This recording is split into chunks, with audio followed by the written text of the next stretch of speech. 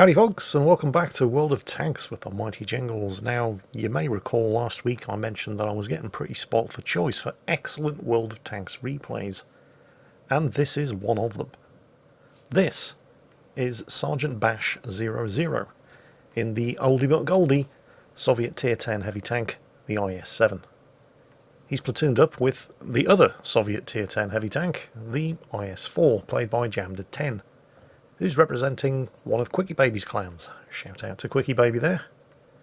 Tier 10 battle, obviously, the map, is El Haluf. And it's an encounter battle, so only one capture point in the dry riverbed up to the northwest end of the map.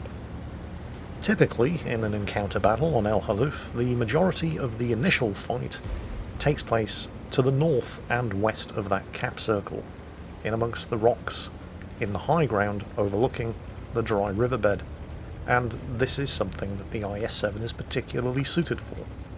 As heavy tanks go, it's pretty fast. It's not as fast as the French heavies, but it doesn't sacrifice frontal armour for that speed the way the French heavy tanks tend to. Obviously the lower glacis is vulnerable to high penetration armour piercing.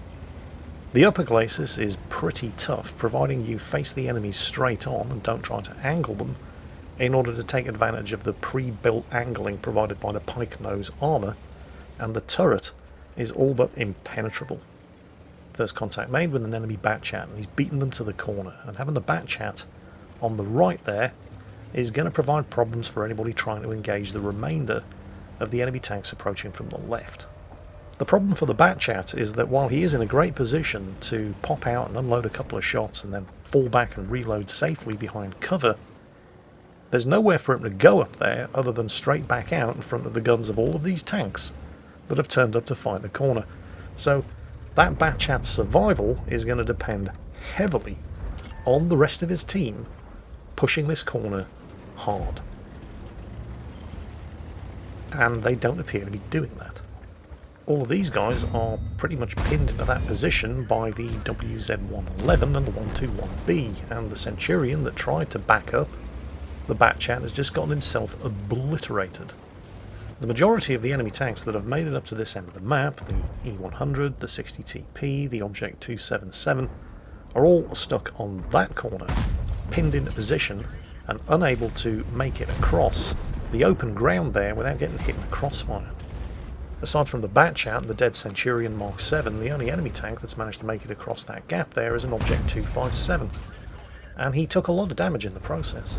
Of course, the same is true for the tanks on Sergeant Bash's team, like that VK4502B who attempted to push across this open ground here, but now that three of them have made it over, you can see exactly how dangerous this position is for the very brave Bat-Chat who was expecting his team to follow around and back him up.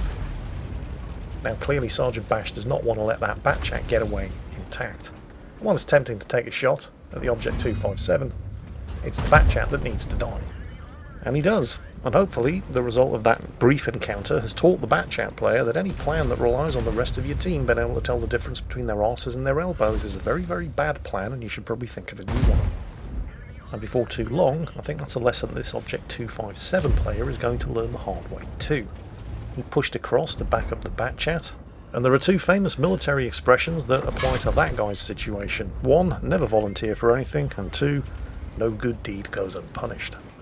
So, despite the enemy team getting three tanks up here ahead of them, they have won the corner, and all it really cost them was a VK4502B.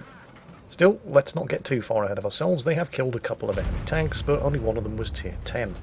The big boys are all camped on the corner down the other end of this stretch of open ground, and at least one of them, the Object 277, is demonstrating an extreme commitment to paying his way out of the situation. He's spamming the gold like it was on sale. That's right kids, gold ammunition. If you can't outplay your enemy, just outpay them. And it does seem to be working, despite the couple of extra meters of frontal armour that Sergeant Bash is using in the shape of this wrecked Centurion. To be fair, the 277 is aiming well, but, well, you don't really have to aim that well when you have ammunition with 340mm of penetration at the point of impact with no reduction for range.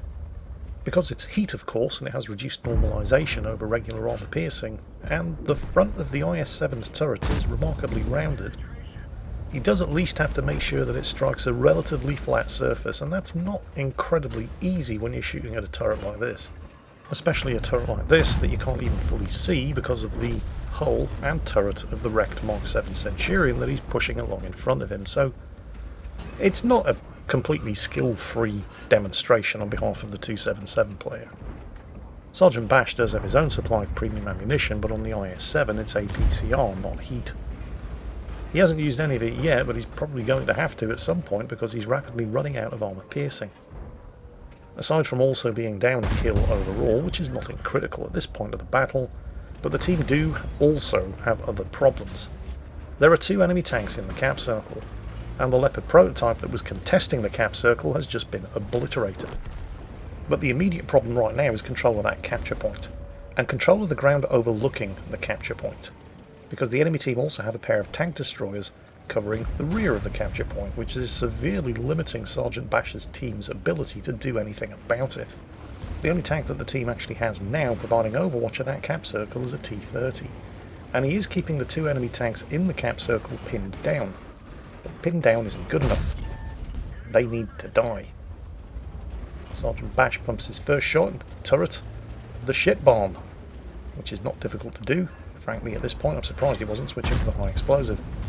Now, clearly he doesn't want to get smacked in the face by that thing's gun, so he is snapping the shots off, and this, of course, is costing him accuracy. The funny thing here is that both the well, okay, he's dead. The M103 could, if he wants to survive this encounter, just pull back around the far side of the rock. Of course, that would mean leaving the capture circle, but if he thinks he's going to win by capping at this point, he's got another think coming. I suspect the reason he's just sitting there and trying to take it and return fire is because he believes that he's still pinned into that position and can't fall back, thanks to the T-30 that was on the hill overlooking this cap circle up to the north, but the T-30 has left that position long ago. Now, you might have been thinking, and I think 121B down there, who's busy having his health chunked away by hidden tank destroyers, was thinking the exact same thing. Why not just circle around behind him? Well, his rear is protected by at least an S-tank and an Object 704. And the M103 obviously knows that, or he should if he's paying the slightest bit of attention to his map, and that's obviously why the 121B has backed around to this side of the rock to keep himself safe from the S-tank, who, in the absence of anything better to shoot at, is now pumping shots into Sergeant Bash, and so far at least, with the exception of the Object 277 earlier, who is dead now by the way, the S-tank is the only one that's actually doing any damage to him. He's certainly not taking any damage from the M103. He's just sitting there, taking hit after hit after hit.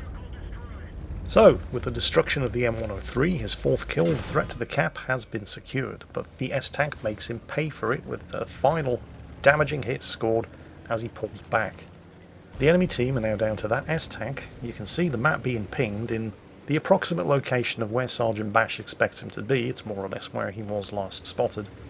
An Object 704, whose position is known, and a Type 61, who, after the destruction of all of his teammates on this corner, was last spotted hightailing it, presumably in the direction of some friendly support fire from those 2 tank destroyers.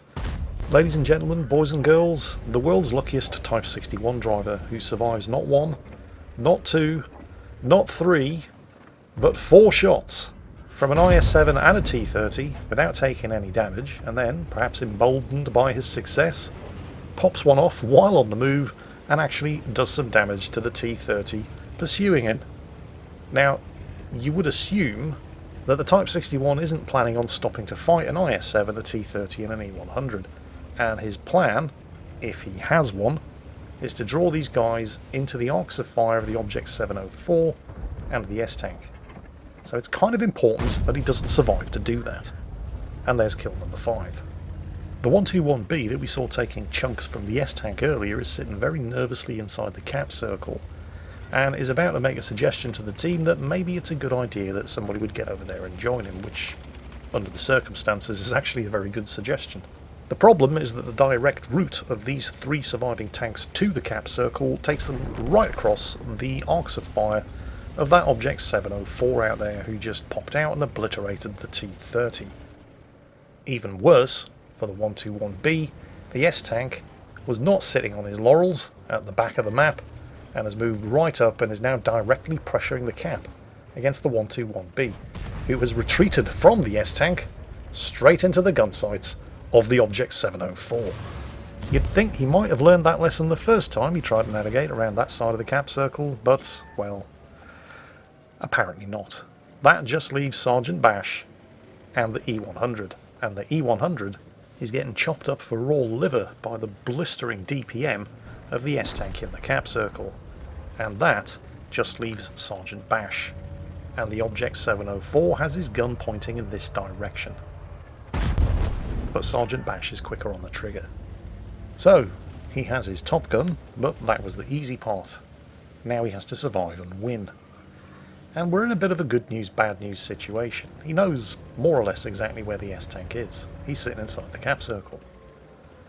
Unfortunately, the S-Tank knows more or less exactly where he is as well, because he spotted him as he killed the Object 704. So he's backing up a little, hoping, I think, to be able to catch sight of the S-Tank over the top of the rock there. But, well, that was unlikely to happen. On the other hand, the IS-7 is pretty quick, especially when moving downhill, and it's that speed that allows him to get off the high ground without taking any damage, and into the relative safety of the low ground in the dry riverbed down here. And there's an awful lot of concealment here, as well as some hard cover in the shape of the rock up in front of him, that's going to give him some options when it comes to deciding how to deal with that S-Tank. Now, he does have one ace up his sleeve, and that's the caliber of the gun that he's armed with. The IS-7 has a 130mm gun, same caliber as the gun on the SU-100Y, and a gun of this caliber is capable of overmatching the armour of the S-Tank just about anywhere. So if you can hit him, oh, there he is, he's going to do some damage.